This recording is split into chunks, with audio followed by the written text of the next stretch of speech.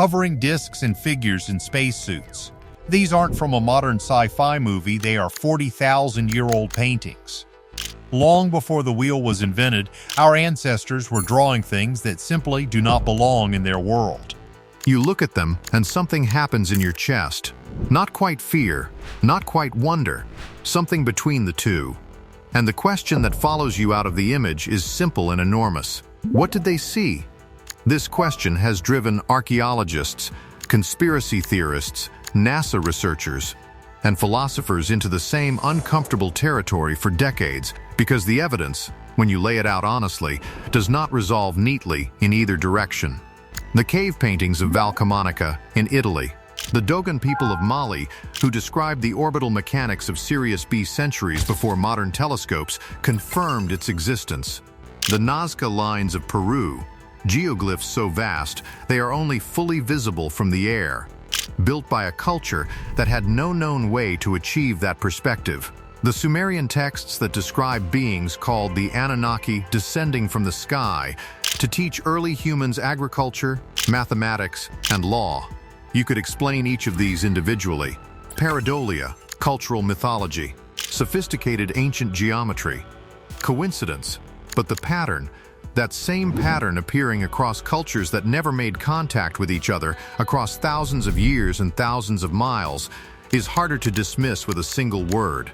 The ancient alien hypothesis, popularized in the modern era but rooted in the scholarship of Zacharias Sitchin and Erich von Daniken, proposes that early human civilizations received outside assistance, that the sudden leap from scattered nomadic bands to complex architecture, writing systems, and astronomical knowledge was not entirely self-generated, that someone or something accelerated the process.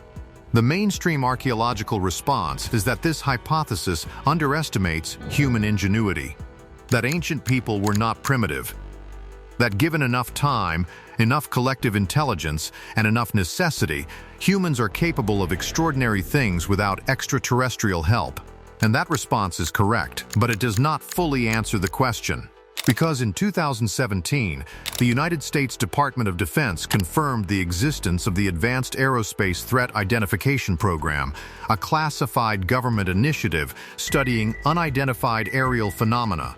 In 2021, the Pentagon released official declassified footage of objects moving in ways that violate the known laws of physics. Objects that accelerate without propulsion, that change direction instantaneously, that appear and disappear without trace. In 2023, former intelligence officer David Grush testified before the United States Congress under oath that non-human biologics had been recovered from crash sites, not as a theory, as a sworn legal statement.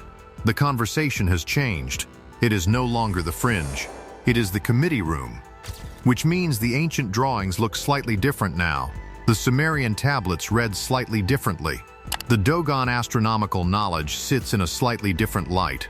Not because the evidence changed, but because the context around it did.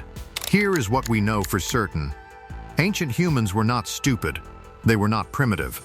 They were observing, recording, and attempting to communicate something with the tools they had available. Whether that something was genuine contact with non-human intelligence or an encounter with a natural phenomenon their cosmology had no other language for, or a shared mythological architecture built from collective dreaming, we cannot say with certainty. But the question itself deserves more than mockery. It deserves the same serious attention we give to any other gap in the historical record. Because the gaps in this particular record are very large, very old, and very consistently shaped. Something made ancient humans look up. Something made them reach for their tools and try to describe what they had seen. Whatever it was, it mattered enough to carve into stone and scratch into cave walls and build visible from space. That does not happen for nothing. If this opens something in your thinking, consider subscribing. New videos every week, patient and honest explorations of the questions that don't have clean answers. We will see you in the next one.